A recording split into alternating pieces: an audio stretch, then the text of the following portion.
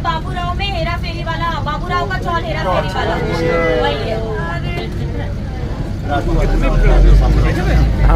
इसके नीचे है स्टूडियो नंबर 7 जहाँ स्टूडियो नंबर 7 है, वहाँ पे होगी कपिल शर्मा की सारी चीजें, ठीक है। इसके अलावा अभी आने वाला है ज्वाला की चौकी, ये निकल गया पीछे। इसके अलावा अभी आने वाला है Prime Focus studio. Prime Focus studio क्या है? जहाँ पे शूटिंग होती है Indian Idol, DID, Saregamapa, Dance India Dance जैसे बड़े बड़े जितने रियलिटी शोज हैं सब प्राइम फोकस स्टूडियोज में होते हैं। ये रहा सामने प्राइम फोकस स्टूडियोज। ब्रह्मास्त्र की एडिटिंग जितनी हुई है सब VFX वगैरह जितना ब्रह्मास्त्र का हुआ है सब ठीक है। लेफ्ट में आपको ये व्हाइट वाली बिल्डिंग दिखी है, व्हाइट ग्रे, यहीं पे होती थी KBC की सारी, ठीक है।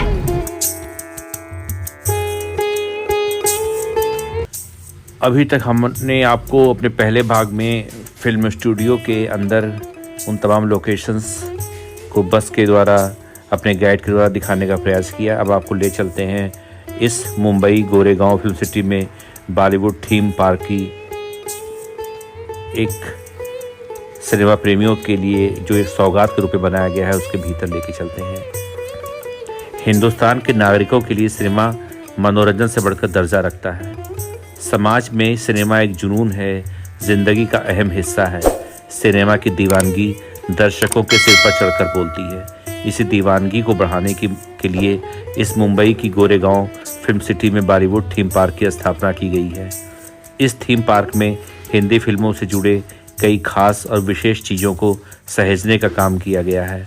थीम पार्क में आने वाले दर्शक, आने वाले पर्यटक इन चीज़ों के साथ समय बिताकर कुछ बेहतरीन यादें और उन तमाम पलों को संजोकर अपने साथ ले जाते हैं। गोरेगांव फिल्म सिटी में बॉलीवुड थीम पार्क की स्थापना film city, the fine arts private limited और मास यूटिलिटी प्राइवेट लिमिटेड के साझा प्रयासों से हुई है। इस थीम पार्क की स्थापना के पीछे दो बड़े उद्देश्य हैं। पहला उद्देश्य है कि युवा और पर्यटक हिंदी सिनेमा को और नज़दीक से जानें, उन्हें हिंदी फिल्मों के सेट्स, कॉस्ट्यूम्स, प्रॉप्स के विषय में जानकारी हो। युवाओं को मालूम हो कि हिंदी सिनेमा ने अपनी 100 वर्षों की यात्रा में सेट डिजाइनिंग, कॉस्ट्यूम्स में किन पड़ावों को पार किया है और किस तरह बॉलीवुड का वर्तमान स्वरूप तैयार किया गया है। इस थीम पार्क का दूसरा उद्देश्य है कि महाराष्ट्र को पर्यटन की दृष्टि से विकसित करना। थीम पार्क की स्थापना के पश्चात यहाँ स्थानीय पर्यटकों में काफ़ी लोकप्रिय हुआ यह स्थान। Film city, the fine arts private limited और मास यूटिलिटी प्राइवेट लिमिटेड की ये कोशिश बेहद सफल होती प्रतीत हो रही है। अप्रैल 2022 में अपनी स्थापना के बाद से हर महीने तकरीबन लगभग 1.5 लाख लोग इस थीम पार्क में आ रहे हैं और सिनेमाई दुनिया को लेकर रचे गए जादू का लुत्फ उठा रहे हैं। ये पर्यटन की दृष्टि से भी एक बेहद सकारात्मक आंकड़ा है। द फाइन आर्ट्स के निर्देशक नरेंद्र राहुरीकर ने थीम पार्क की स्थापना के पीछे की सोच को लेकर बताया कि मुंबई, जिसके कण कण में सिनेमा रचा बसा है, वहाँ बहुत समय से एक सिनेमा पर आधारित पार्क की जरूरत थी। एक ऐसा पार्क जहाँ दुनिया भर के सिनेमा प्रेमी आएँ और सिनेमा से जुड़ी अपनी यादों को जी सकें। ये जगह फिल्म सिटी से बेहतर हो ही नहीं सकती कहीं, क्योंकि यही वो जगह है जहाँ असलियत में फिल्मों की शूटिंग हुई है। जिन्हें सिनेमा, स्पेशल इफेक्ट्स, एडिटिंग, निर्देशन में रुचि है, उनके लिए थीम पार्क वरदान के रूप में साबित हो रहा है।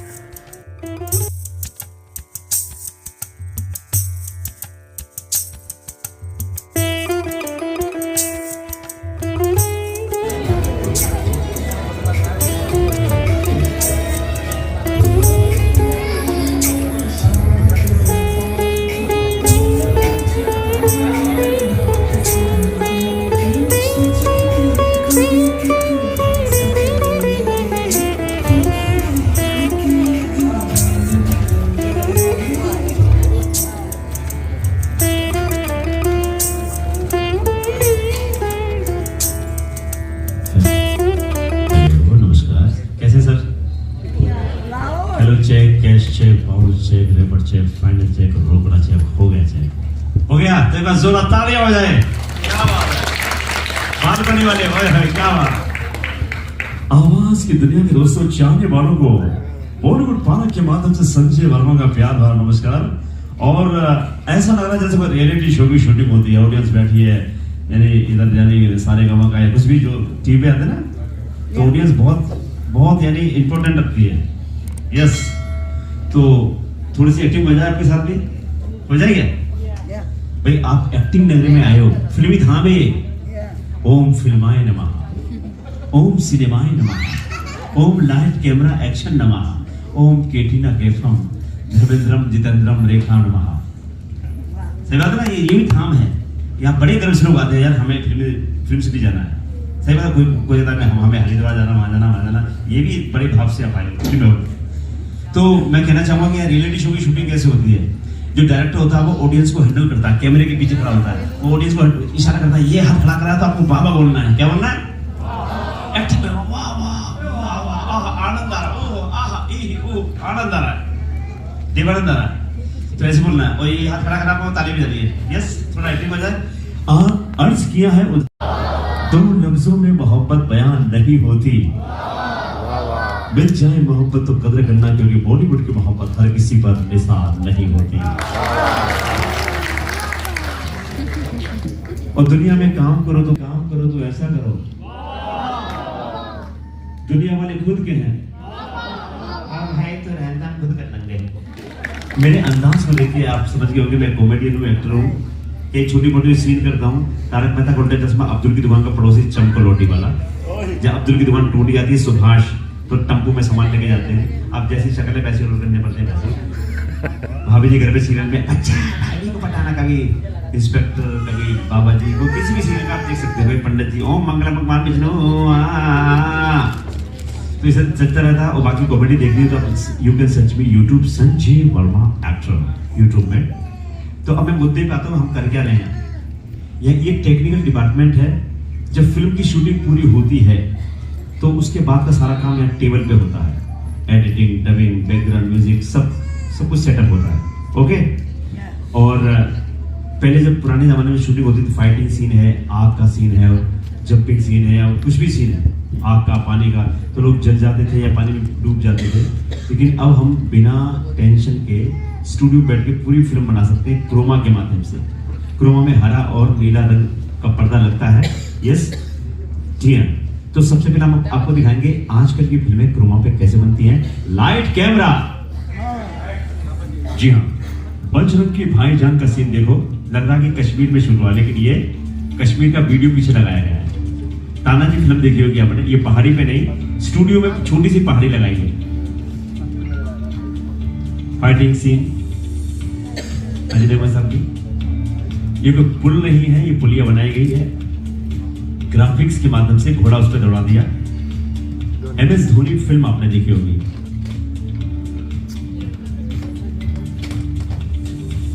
पीछे वीडियो चला दी प्लेग्राउंड। हम ग्राउंड में किसी भी कलाकार को सेट कर सकते हैं। एक्सीडेंटल सीन में फायर इफेक्ट दे सकते हैं।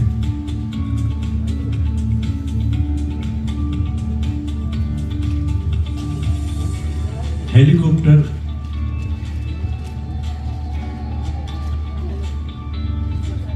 ये जो जंगल है, फिल्म का नाम है पुष्पा झुकेगा नहीं साला। ये जंगल वर्ल्ड में कहीं भी नहीं है, ये तो ग्राफिक्स से बनाया गया है। एक एक सीन को बनाया गया है, पेड़ों का शॉट, लकड़ियों का शॉट, उस पे दौड़ता हुआ कलाकार, सब क्रोमा ग्राफिक्स है। Fighting scene, jumping scene, stunt scene, singing scene, जो भी सीन है। तेरी अदा अशरफी शिवल्ली जो गाना है, ये गाना क्रोमा पे शूट हुआ है, झरने पे नहीं। झरने का वीडियो बाद में लगाया गया है चप्पल छोड़ के।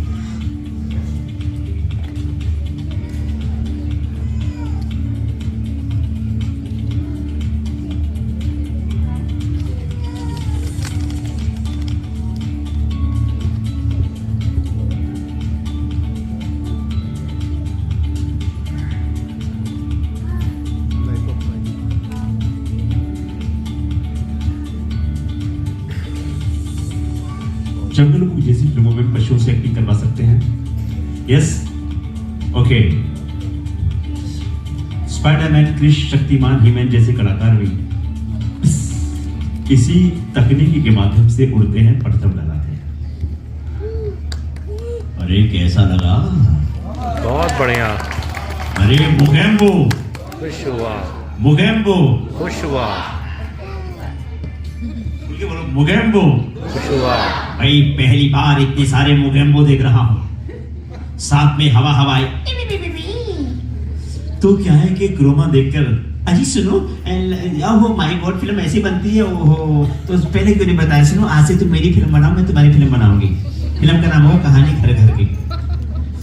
तो क्रोमा के बाद ये सस्पेंस तो खुलता है कि फिल्म कैसे बनती है। उसके बाद बारी आती है डबिंग की। डबिंग यानी जब हम शूटिंग करते हैं तो यानी जैसे इधर शॉट चल रहा है, कोई बच्चा बोल पड़ा, किसी ने खांस दिया, तो बाकी आवाजें सब उसमें रिकॉर्ड हो जाती हैं डिस्टर्बेंस वाली। तो क्या करते हैं, उसी कलाकार को दोबारा बुलाते हैं शूटिंग के बाद, उस वीडियो को दिखाते हैं और दोबारा डब करते हैं। इसी डबिंग की जाती है, उसमें इफेक्ट दिया जाता है। और बहुत से ऐसे कलाकार हैं जिनकी आवाज अलग हटके होती है, उनकी आवाज में बोले हुए डायलॉग हिट हो जाते हैं। कमाल करते जानी ना तलवार की धार से, ना गोलियों की बौछार से आगे मेरी मौत का तमाशा देखने। कहीं ना आना होगा, ना कहा जाएगा मैंने कहा नहीं। भाई कमाल है, हमारे स्कूल से शायद स्मैक द क्रांति लिख देंगे। माँ कसम ये बात मैंने किया था तो तोड़ देता। बाजे ये तो मैं भी जानता हूँ। अरे ओए मैं जानता हूँ, राम राम मैं कुछ नहीं कहूँगा। सारा शहर मुझे लॉइन के नाम से जानता है। मैंने कहा पकड़ा नाड़ जाए पर बच्चन न जाए। आओ मैं नंदो प्यारा बंदो, आओ आओ। कमाल करते हो, स्वागत नहीं करोगे हमारा?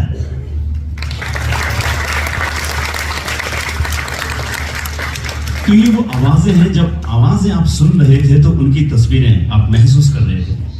तो ये बहुत बड़ी बात है कि अपनी आवाज के माध्यम से छवि बनाना। तो डबिंग इसीलिए भी की जाती है, लोग डबिंग अच्छी करते हैं। डबिंग के बाद आवाज बारी आती है एक्स्ट्रा आवाजों की। जैसे मान लो हीरो दौड़ रहा है, अचानक बारिश आई तो बारिश की आवाज आती है। बादल गरजे, बादल गरजने की आवाज आती है। अचानक यानी बोतल फोड़ी, बोतल फोड़ने की आवाज आती है। घोड़े पे बैठने की आवाज आती है। घोड़ा हिनहिनाया। हम सोचते हैं कि डायरेक्टर साहब घोड़े के मुंह में माइक दे देते हैं, हिना हिना हिना हिना हिना, वो बेचारा कहां से हिनाएगा। तो ऐसी आवाजें डब करने वाले भी कलाकार होते हैं, एक्स्ट्रा आवाजें। मिलना चाहोगे, देखना चाहोगे? एक बार थोड़ी तालियां हो जाए। जी हैं प्रथमेश जी, यस, एक्स्ट्रा आवाजें बताते हुए। हेलो हाय, मेरा नाम प्रथमेश है और मैं यहाँ पे एज अ फॉली आर्टिस्ट और एडिटर काम करता हूँ। जैसे वर्मा सर ने आपको बताया कि किस तरह से हम विजुअल सेट कर सकते हैं, किस तरह से इस फ्लोर का यूज होता है। ये एक टेक्निकल फ्लोर है, यहाँ पे आपको दिखाया जाएगा फिल्म में किस तरह से बनाई जाती है, किस तरह से आवाज भरी जाती है। वैसे ही फिल्म में एक इंपॉर्टेंट पार्ट आता है जिसे फॉली साउंड कहते हैं। फॉली जो वर्ड है शायद आप लोगों ने फर्स्ट टाइम सुना होगा, पर फॉली के जो इफेक्ट है वो हर फिल्म में, हर सीरियल में सुनते देखते हैं, उसे एंजॉय करते हैं। सो एक्जैक्टली फॉली साउंड होता क्या है? फिल्म में जो हरकतें होती है ना, इन्हें आवाज देने का एक फॉली साउंड काम करता है।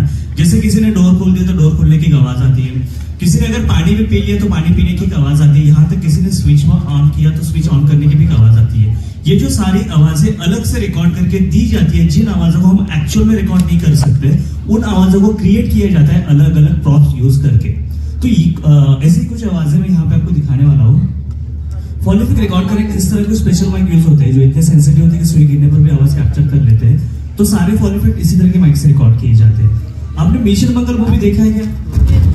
जोशी सर की आई थी, उसमें ज्यादा करके हमने जो आवाज सुनी थी वो है रॉकेट की आवाज। ये भी फॉली इफेक्ट है, उससे भी एक्चुअल में रिकॉर्ड नहीं किया गया था। जब भी कोई रॉकेट लॉन्च होता है वहां पे हम जा नहीं सकते, आवाज रिकॉर्ड करने की दूर की बात है। पर ये आवाज किस तरह से बनी होगी आइए देखते हैं वीडियोस के साथ।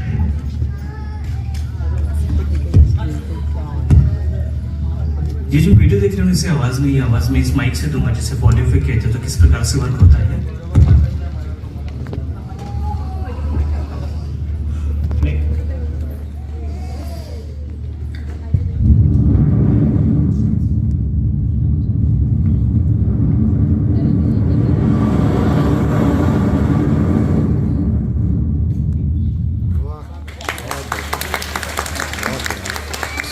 इस तरह से ये फॉली साउंड रिकॉर्ड किए जाते हैं। अब जो फिल्म देखते हो ना उसमें बहुत सारे फॉली इफेक्ट होते हैं, पर ये फॉली इफेक्ट हमें समझ में क्यों नहीं आते? क्योंकि इसकी भी प्रोसेस होती है। इस आवाज को पहले रिकॉर्ड कर लिया जाता है, फिर एडिट रूम में एडिट किया जाता है। वीडियो के साथ कर ये आवाजें आप सुनते देखते हो, उसे एंजॉय करते हैं। जैसे 90% फिल्मों में ना फाइट सीन्स होता है, हर मुक्के पे एक आवाज आती है, किसी गर्दन मरोड़ी जाती है, किसी का हाथ तोड़ा जाता है तो आवाज आती है, जो कि रियल लाइफ में पॉसिबल है क्या? किसी ने सुना है कि हड्डी टूटने का आवाज? साउथ की फिल्म में कौन कौन देखता है? साउथ की फिल्मों में हड्डी अभी स्लो मोशन में टूटती है, पर ये जो आवाज है अलग से रिकॉर्ड करके दी जाती है, पर ये आवाज है किस तरह से रिकॉर्ड होती है? ये आवाज रिकॉर्ड करने के लिए सिंपल सा हमारे पास प्लास्टिक की बोतल है, इसकी मदद से ये आवाज हम रिकॉर्ड करेंगे तो किस प्रकार से आवाज बनेगी।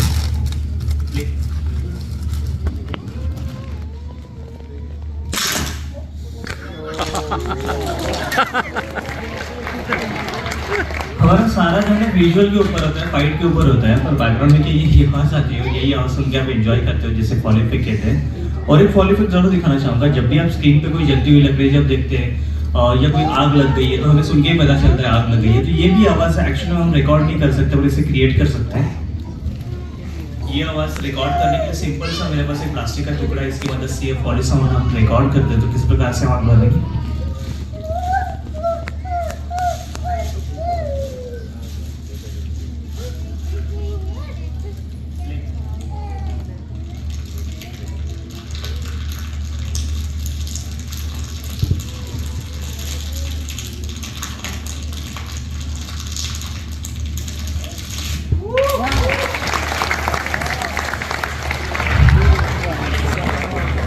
तो इस तरह से कुछ ये फॉली साउंड रिकॉर्ड किए जाते हैं। और सबसे लास्ट में घोड़े के टापू की आवाज, ये भी एक फॉली इफेक्ट है, हम उससे भी एक्चुअली रिकॉर्ड नहीं कर सकते। और ये फॉली साउंड रिकॉर्ड करने के लिए सिंपल से सबको पता है हर घर में यूज होता है, इसकी मदद से घोड़े के टापू की आवाज हम रिकॉर्ड करेंगे।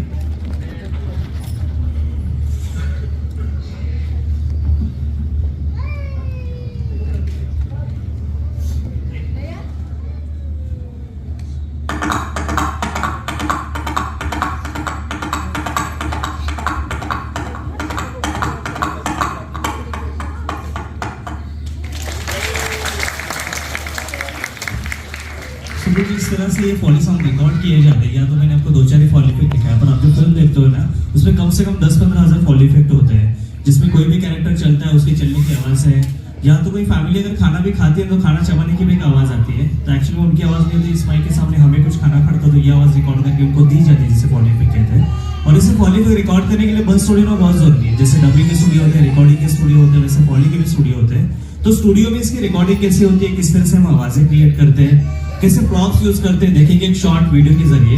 होप सो ये फॉली इफेक्ट आपको समझ में आया होगा और एग्जैक्टली फिल्म में उसे यूज कैसे करते हैं और कुछ नया देखने को मिला होगा। Thank you so much.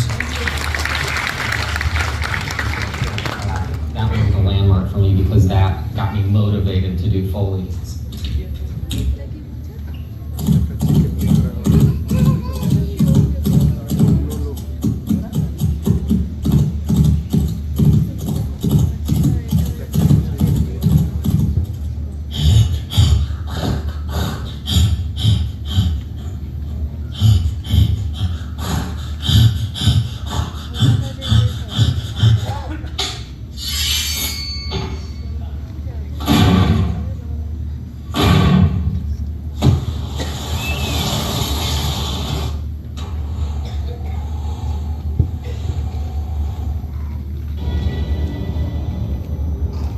You know, it can come rolling in or it can just be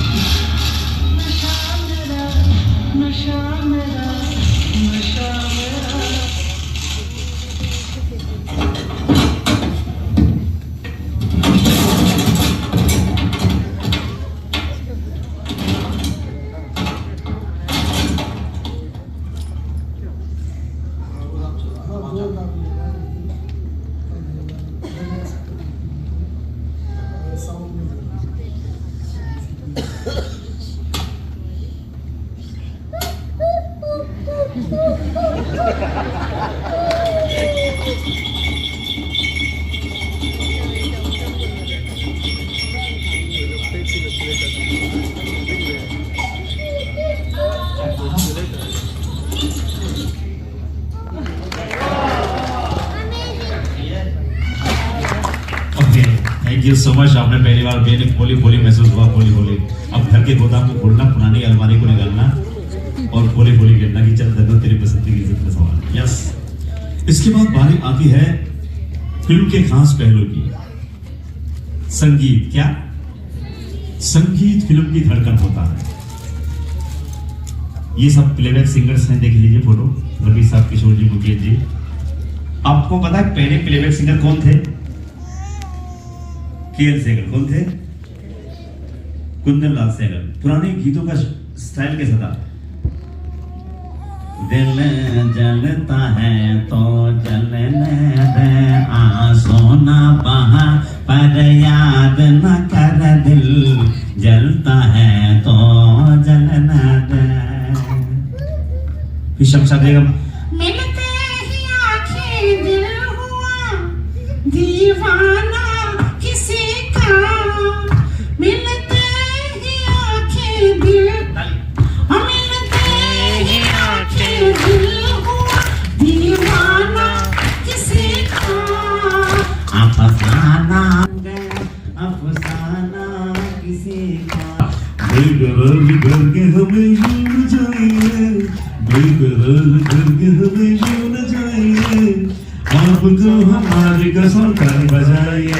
अरे ये रात में जान फिर कहाँ सुन की दास्तां। बताइए मुकेश जी। जोशी जवानी हाय रे हाय, निकले जी जलवे धूम मचाए, निगल का मेरा मैं हूँ अकेला, इतना अकेला हूँ मैं। Thank you so much. जीवन के सफर में राही मिलते हैं बिछुड़ जाने को, बस दे जाते हैं यादें तन्हाई में तड़पाने को। ये तो बहुत सिंगर आए। पप्पी लहरी। I am a disco dancer, da da da da, I am a disco dancer। Adnan सामने आगे। भग भग रातों में कभी तुम आना, अर्ज बरसातों में आना। और तो और महाभारत जैसे सीरियल की भी डबिंग ही होती है, गाने भी रिकॉर्ड हुए। महाभारत नंदिनी मथुरा चली, आए नंद किशोर, वासुदेव की गोद में आज बसेती हूँ लोग। अखंड प्रतिज्ञा करता हूँ वासुदेव, मुंबई जाऊंगा तो बॉलीवुड भारत में जरूर जाऊंगा। ये बच्चों ने गाने गाए। लकड़ी की काठी साथी फिगोरा, घोड़े की दुम के तुम्हारा थोड़ा थोड़ा थोड़ा थोड़ा वो तो दुम उठा के दौड़ा। एक्टरों ने गाने गाए। अमरीश पुरी साहब ने। ये दुनिया एक दुल्हन, दुल्हन के माथे की बिंदिया, ये मेरा इंडिया, ये मेरा इंडिया। बच्चे सब मेरे पास आओ, मेरे दोस्तों एक किस्सा सुनो। तो ये जैसे आप बैठे हैं, फिर पुराने जमाने में ऐसे लाइव ऑर्केस्ट्रा बजता था। फिर भी म्यूजिक के बारे में हमारे बीच में एक अच्छे बहुत लेवल, हाँ विशाल जी हैं। विशाल जी के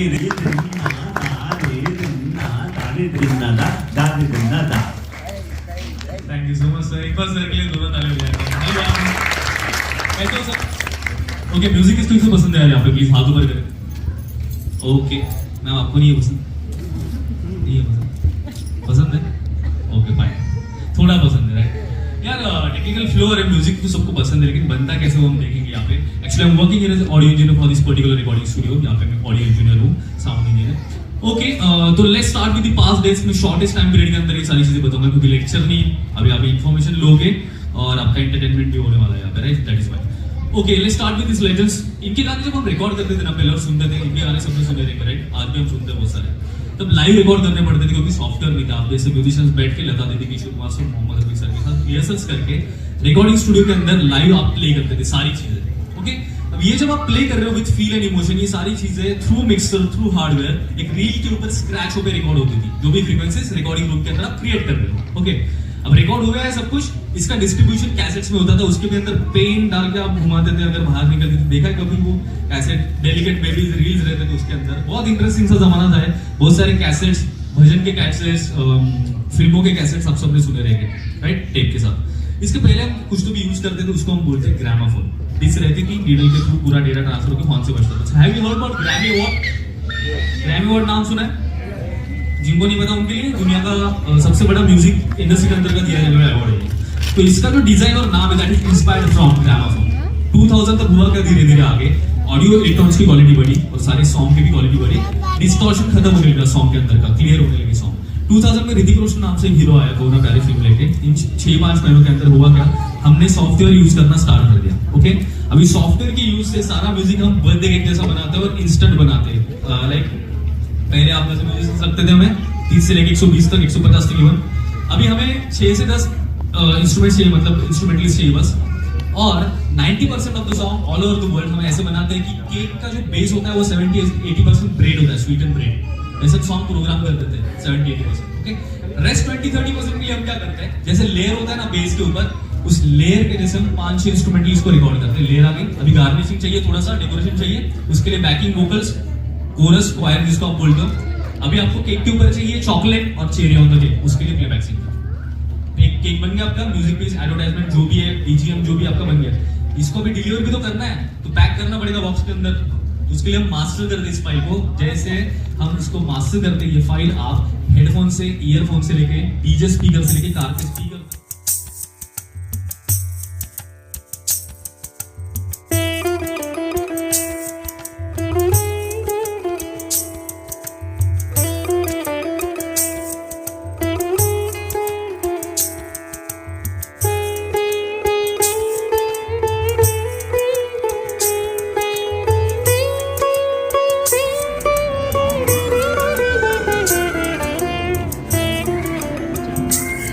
क्या हुआ, आप जेल में क्यों बंद हैं? आपने किसको छेड़ दिया? आपने बसंती को तो नहीं छेड़ा? बचा ले, रुकिए मैं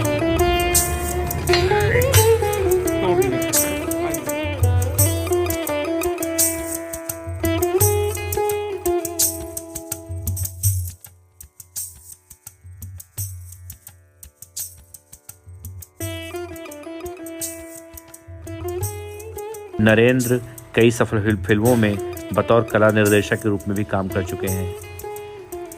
6 महीने के समय में विकसित बॉलीवुड थीम पार्क में पर्यटकों के लिए काफ़ी कुछ है। वो हिंदी सिनेमा के सेट डिजाइनिंग, प्रारूप, कॉस्ट्यूम्स, प्रॉप्स को लेकर अपनी समझ विकसित कर सकते हैं। थीम पार्क में मौजूद फिल्म से जुड़े सामान के साथ तस्वीरें खिंचवाकर पर्यटक उन लम्हों को एक बार फिर जी सकते हैं जो उन्होंने फिल्म को देखते समय महसूस किया था। थीम पार्क में क्रोमा स्टूडियो भी स्थापित किया गया है, जहां आगंतुक सिनेमा प्रेमी अपनी अभिनय और गायन प्रतिभा को प्रदर्शित कर सकते हैं। बॉलीवुड थीम पार्क शिक्षा की दृष्टि से बेहद महत्वपूर्ण है। जिन लोगों की सिनेमा निर्देशन, एडिटिंग, कला निर्देशन, स्पेशल इफेक्ट्स में रुचि है, उनके लिए यहाँ सीखने के लिए काफ़ी कुछ है। इसी बात को ध्यान में रखकर विभिन्न स्कूल और कॉलेज के छात्र छात्राओं को भी नियमित रूप से इस थीम पार्क में लाया जा रहा है। थीम पार्क हर उम्र के लोगों को आकर्षित कर रहा है। थीम पार्क में अभी बहुत सारी चीज़ें हैं जिन पर अगर काम किया जाए तो तमाम रोज़गार की कई दिशाएं इस थीम पार्क में जम लेंगी। यहाँ पर आप 3D शो भी देखेंगे और वैक्स की मूर्तियाँ भी लगाई गई हैं यहाँ। सन 2014 में मल्टीलिंक MOS यूटिलिटी प्राइवेट लिमिटेड ने MTDC और दादा साहब फाल्के चित्रनगरी मुंबई फिल्म सिटी से संबद्ध फिल्म सिटी टूर्स के रूप में मुंबई में बॉलीवुड पर्यटन की शुरुआत की। तब से मुंबई फिल्म सिटी टूर्स सफलतापूर्वक 12 लाख से अधिक पर्यटकों की सेवा कर रहा है और निरंतर बढ़ता ही जा रहा है। अब मल्टीलिंक MOS यूटिलिटी प्राइवेट लिमिटेड द्वारा बनाए गए शहर के सबसे बॉलीवुड आकर्षणों में से एक में बॉलीवुड की असाधारण दुनिया में आकर के आप डूब जाएं। भारत के विपुल फिल्म उद्योग का जादू केवल मुंबई फिल्म सिटी के अंदर ही महसूस किया जा सकता है, उसे अनुभव किया जा सकता है, क्योंकि ये भारत का पहला वास्तविक बॉलीवुड प्रेरित पार्क है। बॉलीवुड पार्क फिल्मी दुनिया के आकर्षण को फिर से जीवंत करता है और उद्योग के कुछ शीर्ष ब्लॉकबस्टर को जीवंत करके आपके सामने प्रस्तुत करता है। बहुत सारे रोमांचक पारिवारिक मनोरंजन और रास्ते में बहुत सारे आश्चर्य के लिए इस रोमांचक यात्रा में तैयार रहें। बॉलीवुड पर्यटन एक अवधारणा जो अभी भी स्थानीय और बाहर से आने वाले पर्यटकों के लिए अज्ञात है, जबकि सिनेमा लोगों की जीवन शैली और फैशन को प्रभावित करने में महत्वपूर्ण भूमिका निभाता है। यह पर्यटन आकर्षण के लिए सबसे शक्तिशाली मैग्नेट में से एक है। ये व्यापक रूप से माना जाता है कि भारत को क्रिकेट और बॉलीवुड से ज़्यादा कुछ भी एकजुट नहीं कर पाएगा। ऐसे देश में जहाँ लोग रहते हैं और बॉलीवुड में सांस लेते हैं, फिल्में पर्यटन को बढ़ावा देने के लिए एक शक्तिशाली उपकरण रही हैं, क्योंकि ब्लॉकबस्टर के उपयोग की जाने वाले स्थान फिल्मों की रिलीज के तुरंत बाद पर्यटकों के आगमन में महत्वपूर्ण वृद्धि देखते हैं। हालांकि ये दशकों से चल रहा है। ये केवल पिछले कुछ वर्षों में से है कि अवधारणा को औपचारिक रूप दे दिया गया है और गंतव्यों ने बड़े प्रोडक्शन हाउस के साथ काम करना शुरू कर दिया है, ताकि ये सुनिश्चित किया जा सके कि वे बड़ी परियोजनाओं में शामिल हैं और अक्सर फिल्मों में प्रदर्शित होने के लिए वित्तीय प्रोत्साहन की पेशकश भी करते हैं। फिल्म सिटी टूर हिंदी और अंग्रेजी में 2 घंटे का एक निर्देशित टूर है और ये आपको फिल्म सिटी के चारों ओर ले जाएगा, आपको इसके बारे में एक संक्षिप्त इतिहास देगा और आपको कुछ प्रसिद्ध स्थानों पर ले जाएगा। यदि आप भाग्यशाली हैं और कोई शूटिंग चल रही है तो आप इसे बस देख सकते हैं। फिल्म सिटी के परिसर में कुछ भ्रमण आयोजित किए जाते हैं, जिनका उद्देश्य फिल्म निर्माण के विभिन्न पहलुओं पर होता है, जो उन सभी के लिए खुले होते हैं जो इसका अनुभव करना चाहते हैं। आप सीधे मुंबई में ऐसे सेट पर जा सकते हैं जो विदेशी स्थानों को दर्शाते हैं, या लाइव मूवी शूट टूर पर अभिनय की बारीकियां सीख सकते हैं। एक ऐसी भूमि जहां वास्तविकता और सपनों के बीच अंतर करना मुश्किल है। फिल्म सिटी सभी फिल्म प्रेमियों के लिए ज़रूरी है। अपने स्थान से आप मुंबई फिल्म सिटी टूर्स की ओर प्रस्थान करेंगे, जहां आप सीखेंगे कि भारत में फिल्म उद्योग कैसे काम करता है। आप इसके प्रसिद्ध नामों के बारे में सुनेंगे और आपका मार्गदर्शक आपको फिल्मों जो आपको गाइड मिलेगी या मिलेगा, आपको फिल्म निर्माण की प्रक्रिया के बारे में अमूल्य जानकारी देगा, जिसने भारत की फिल्मों को बाकी वैश्विक बाजारों से मुकाबले इतना अनूठा बना दिया है। विभिन्न शूटिंग स्थलों को देखने और पर्यटन का आनंद लेने के लिए हर साल हजारों लोग यहाँ आते हैं। मौजूदा शूटिंग स्थानों में से कुछ मंदिर, हेलीपैड, कोर्ट, कैंपस, बागबान, बंगला और जोश मैदान है, जहाँ लगभग हर रोज कोई ना कोई शूटिंग होती ही रहती है। शाहरुख खान यानी कि राजू राइकवार जी, और इनको आपने बहुत सारे रियलिटी शोज में देखा होगा, जैसे कि इंडियन आइडल, बुगी वुगी, तारक मेहता का उल्टा चश्मा और दी कपिल शर्मा शो में भी। तो एक बार इनके लिए तालियां तो बनती है।